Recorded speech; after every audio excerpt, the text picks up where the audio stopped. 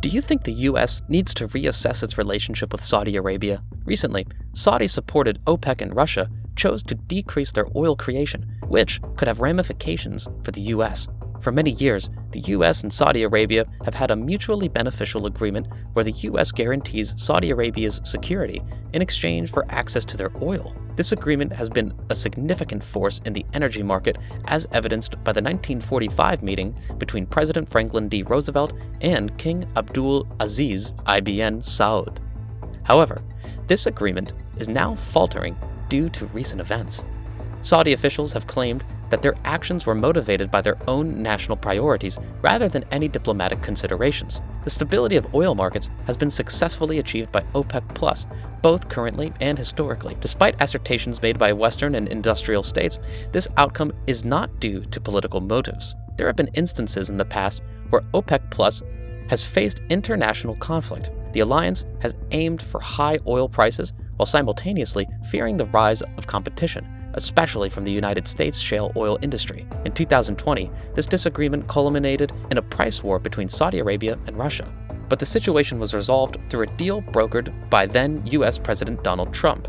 Nowadays, this predicament has largely been resolved. The cost of shale production in the United States have risen, thanks to the escalation of wages and inflation, resulting in a slower output growth rate.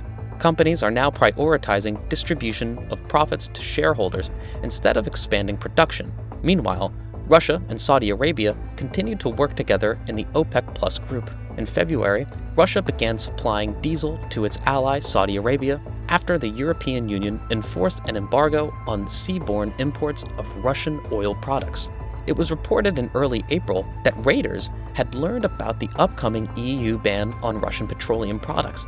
As a result, Russia began diverting its oil product cargo to North Africa and Asia, while Europe needed to expand its imports of diesel from the Middle East and Asia to compensate for the deficiency of Russian barrels, which had recently been imported at a pace of around 600,000 barrels each day, BPD, before the April ban produced results. According to traders who spoke to Reuters, at least 3 cargoes carrying 190,000 tons of diesel were loaded in the Russian Baltic port of Primorsk in April and were now on their way to Saudi Arabia for delivery.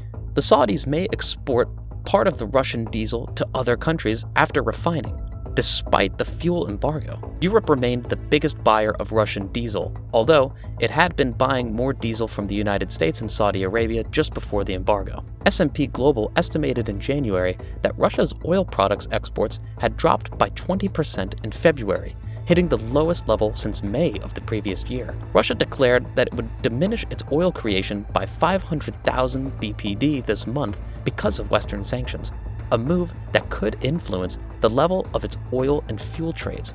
JP Morgan predicts that Russian fuel exports could decrease by 300,000 BPD as a result of the EU embargo. However, the bank added that Russia could maintain crude oil production at pre-war levels. It may be more difficult, though, to return to pre-pandemic levels of production. JP Morgan also questioned the need for Saudi and Russia to rely on each other. Extracting oil in Saudi Arabia is an inexpensive process, which allows the kingdom to fund its imports and offset remittance outflows with oil prices at $50 to $55 a barrel. However, to balance the budget, the kingdom requires a higher price of $75 to $80. It is worth noting that the Saudi government made a costly social contract with its citizens that guarantees prosperity in exchange for political acceptance. To keep up their end of the bargain, the government needs to invest in non-oil industries, which employ most Saudis, and that's where petrodollars come into play. Saudi Arabia's sovereign wealth fund intends to invest $40 billion yearly in the domestic economy, which includes constructing Neom, a futuristic city in the desert, with an estimated price of $500 billion. These figures do not show up in the budget alongside outside investments, but the kingdom needs an oil price nearer to $100 to achieve all of these objectives. In contrast, Russian President Putin relies on oil revenue to fund the country's military operations. According to Bloomberg Economics, Russia economist Alex Isakov, Russia needed a barrel price of $100 to balance the Kremlin's books. Despite this, the White House appears to be unconcerned with the latest production cut. This may reflect the expectation that the actual decline in output could be smaller than the headline number 1 of over 1 million barrels per day. Compliance with the cuts among OPEC Plus members may also be less than ideal.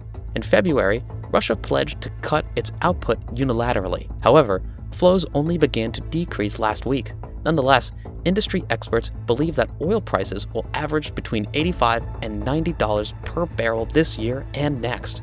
What would happen if OPEC Plus decides to cut output again next year before the US presidential election? This move could potentially hurt Biden's chances of winning. Bloomberg's economic scenario modeling tool, Shock, shows that the cuts could push oil to about $120 per barrel in 2024, causing US inflation to be almost 4% by the end of that year. This would be compared with the baseline forecast of 2.7%.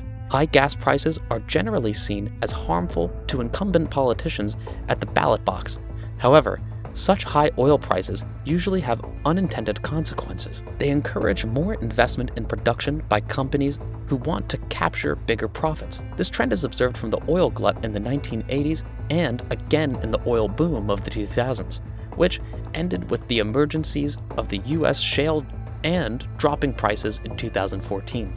The situation is more critical this time around, as countries are urged to reduce their reliance on fossil fuels due to environmental targets. National security concerns in Europe may also accelerate the shift away from fossil fuels, given their past heavy reliance on Russian oil and gas. It is uncertain whether the OPEC Plus cartel will be able to keep up their united front. The current high prices make it easier to maintain, but when the cycle turns, members are less willing to limit supply. Currently, the price of the world's most critical commodity is being determined by a country that the US can no longer rely on as an ally. Saudi Arabia and Russia understand that the US and its major allies do not want oil prices above $80 per barrel of Brent. Prolonged high oil prices above this level, coupled with rising gas prices, could cause inflation to stay high for more extended periods. As a result, interest rates will remain high for more extended periods, increasing the risk of severe economic harm to net importers of either. This will have specific economic and political consequences for the US. Each $10 per barrel change in the cost of crude oil prompts a 25 to 30 penny change in the cost of a gallon of gasoline.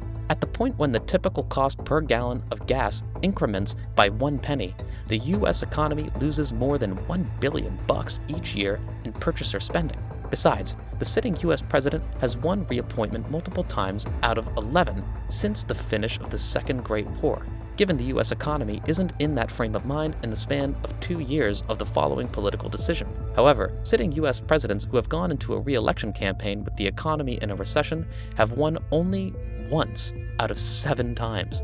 This situation that neither the current sitting president Joe Biden nor the Democratic Party wants to find themselves in just 1 year out from the next US election. It's important for countries to not rely solely on one foreign supplier for their energy needs, as it can make them vulnerable to extortion and intimidation. Poland is setting an example by leading the construction of a Baltic pipeline to diversify their energy sources and not be dependent on Russia. Germany should follow suit to avoid complete dependence on Russian energy. Former President Donald Trump enforced a price range to control oil prices when Saudi Arabia and Russia were pushing them up in 2018. He warned Riyadh to stop raising prices in a speech to the United Nations General Assembly and at a rally in Mississippi. The Trump oil price range was breached only once during his presidency, for about 3 weeks in 2018. The future of the oil market and its impact on global economies and politics remains uncertain. The new choice by Saudi-backed OPEC and Russia to decrease their oil creation brings up issues about the fate of the U.S. relationship with Saudi Arabia and the dependability of the worldwide energy market. The U.S. and Saudi Arabia have had a mutually beneficial agreement for many years, but recent events have caused this agreement to falter. The stability of the oil market has been successfully achieved by OPEC+, but this outcome is not due to political motives. However, the current situation is more critical as countries are urged to reduce their reliance on fossil fuels due to environmental targets. National security concerns in Europe may also accelerate the shift away from fossil fuels, given their past heavy reliance on Russian oil and gas. It is uncertain whether the OPEC Plus cartel will be able to keep up their united front, and every $10 per barrel change in the price of crude oil has specific economic and political consequences for the US. Diversifying energy sources and not relying solely on one foreign supplier is crucial for countries to avoid vulnerability to extortion and intimidation.